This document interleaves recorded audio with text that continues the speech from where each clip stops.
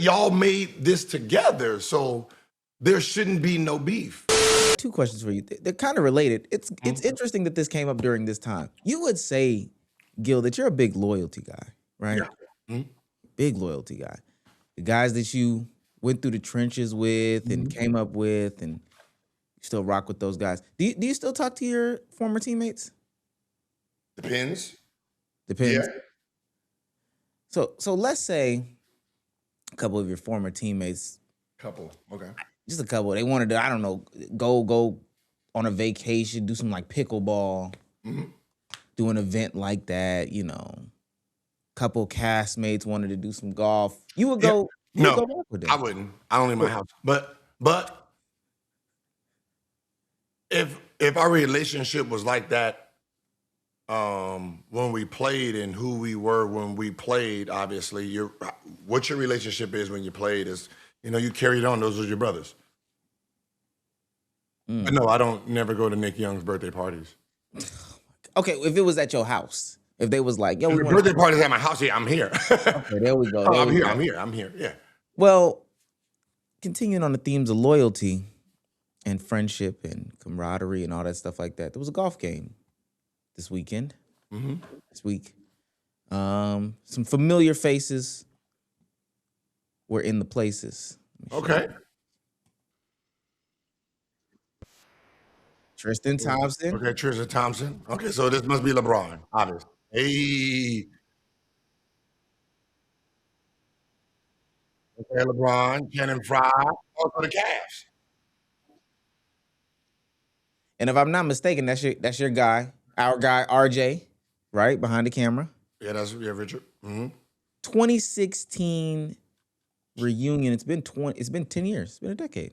It's been a decade. They came back and they were having, some of the best times in the world. Look at this one. This is That's 20. Okay. This is 2016. That's a championship player. Is 5 days of golf too much, Channing? What? Switch, he rookie, huh? He's a rookie. Yeah. A rookie? But nobody's forcing him to. No one's forcing you to play, bro. You know what's forcing me? What? The wire I said. That's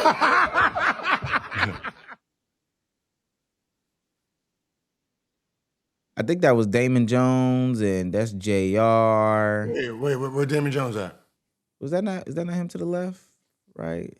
Hell no, there ain't no Damon Jones. Okay, that's not Damon. That's not Damon. Oh, you know what? You're right. That's LeBron's business partner. But we got K Love back there. I see K Love. That's the guys. Them the guys.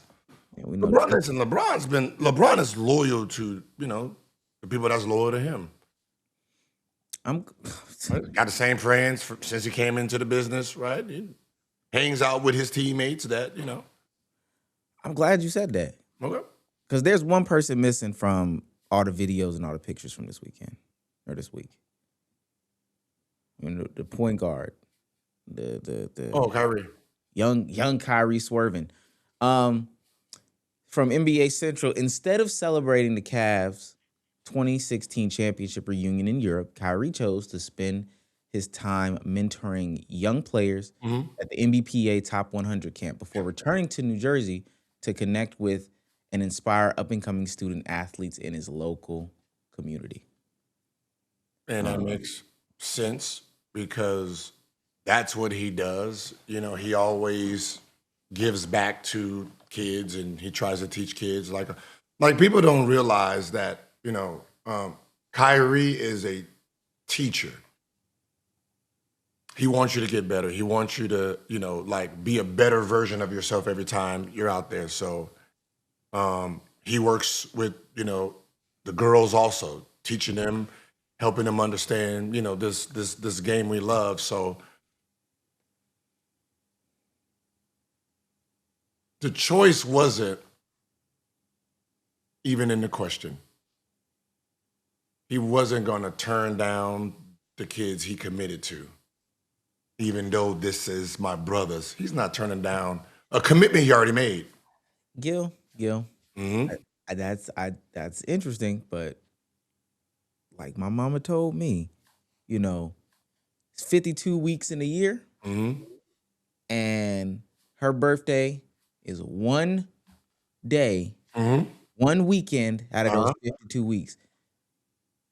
If you plan something on that week and not the week before, not the week after, or any of the other ones, you did that on purpose. You did that on purpose. J.R. Smith takes to Instagram and comments on the caption. Missing none. None. He was invited and ghosted us all. So stop with that BS. What BS? What was the BS? People were trying to make narratives about, you know, the way that LeBron and Kyrie's relationship is. Bron don't rock with him, and the guys are fractured. It's not a real friendship, et cetera, et cetera. I don't know. He does say something afterwards, so I will play it. JR, he does say something about Kyrie, but I want to say this because you would know. Are you friends with all your teammates? No, I'm not friends with all my teammates. Well, I'm not friends with all my teammates, but I don't dislike. There's only one that seems to just purposely pretend I did something to him to keep beef. Like it's just literally pretending, like literally knows, like you're just making it up. It's only the one. Other than that, I've never had no problem with any teammate. You know, if any of them called me today and need something, yeah, you know, it's one of those things. So I can't even think of any like, well, I ain't like this dude. No. Oh, I need that one. Is it Andre Blatch? No, like he's the best. I think that the media. I think that people would want Kyrie and LeBron to have a different relationship, but maybe they just don't have the relationship that everybody desires for them to have, and maybe that's okay. Maybe that's okay. Why aren't Kyrie and LeBron besties, Gil? That's what people want to know. No, that's the narrative that people want to know. Now, can I ask you a question? Go ahead. When do you think the golf event was planned? I don't think it was spur of the moment, but I don't know if it was 2-3 years in advance. 2-3 years in advance? I don't think so. You think it was what, 2 weeks ago? So do you think that he ghosted him or he was already committed to the Nike 100 high school camp as a speaker and a teacher? Right? Do you think he was already committed to that and then this date showed up and he's like, yeah, I'll be there. I'm trying to, you know, and probably trying to figure out how he got to get out of his commitment and go there and just made the decision. I already committed to these kids. Right? Because that camp is always scheduled. So they usually call out months in advance to book whoever's going to be part of that staff and coach and stuff. So I'm pretty sure he was committed to that first before the golf event happened. But that's my just speculation of looking at all this. But, you know, I mean, it would be good to see them together, having fun. I mean, they both stamped themselves in history because of that championship. So, you know what I mean? Y'all made this together, so there shouldn't be no beef. Hey, I helped you get a fourth or your third. You helped me get my first. We're both champions because we played together. So why are we even at this point? The bigger picture is you became your first time champion. I got my third.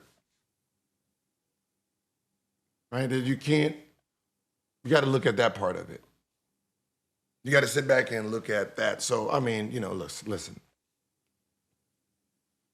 At some point in time, the older you get, the wiser you get, and, you know, they're going to realize, hey, we did good, you know?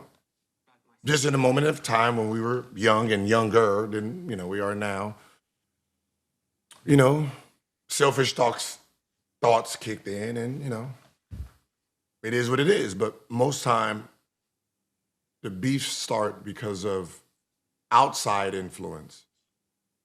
They get you thinking that this person's doing this and saying this, and you start feeling, yourself in this situation, and then happens all the time.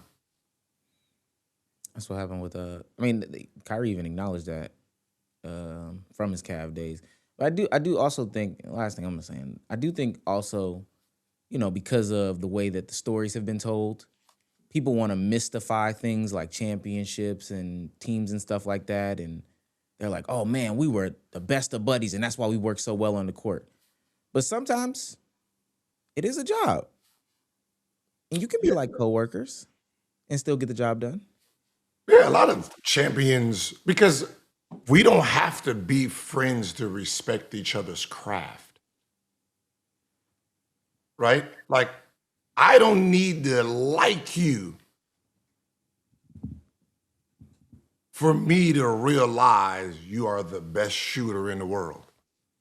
How dumb do I look for us to be beefing and I'm taking it out on the court and not passing the best shooter in the world the ball, right? It just, that's just not how the championship beef wins. Like, they throw all that. I don't like you off this court, but on this court, it's us versus them. Some people can separate that. Some people. Yeah, some people, champions do on the court, right? I'm pretty sure if you go and talk to all the championship players, and you'll start realizing some of them probably they didn't, or some of them didn't like each other when they played and won. Sometimes greatness overweighs personal. But them teams that, like our Knicks, right, where they need the friendship to bond, and this is the key about friendship. Your bond sometimes need to be so close that what happens on a court doesn't get too toxic because of who you guys are off the court, right? Like me and Nick, right? We're such brothers that when we play in the game, no matter how heated the situation get, the friendship that we built protects. It stops all of that, right? Because sometimes I say something to you on the court in real time, real emotions, and what I said, you take it personal to the point where off the court, we have a real problem. And you don't want to work with me, and we can't practice together. Like, you know what I mean? Some people just can't leave it on the court. Like, get that fucking shit off the rebound. Like the arguments on the court is about basketball and right and wrong. Be there when I say you're there. Why didn't you block that shot? It's, you know what I mean? It's not talking about something that has nothing to do outside of this game right here. You'll do your role, and I'm holding you accountable in real time. Right? And those are the arguments you see on courts and on benches, and you see all of this. It's accountability. Someone's trying to hold someone accountable to the game plan that was put in place. You do your fucking role. Do your job, right? Even sometimes the star players get, yo, hey, you're supposed to be the star player, right? Like, I'm shooting 2 for 13. I'm out there. He's supposed to be the star player. You ain't leading us right now. Do your damn job. You get paid max to lead us. You can't go out there drinking all night and then you hungover in the game. That's not what leaders do, right? So you have those dynamics in games, right? You're in your locker room, and sometimes the best locker room is when the leader is being challenged by someone on the team. Right, and that's where Draymond Green comes in at, you know what I mean? That's where his type of personality, comes in, where, he's, right, obviously he's gonna piss people off, but the stars will understand and they will keep moving forward.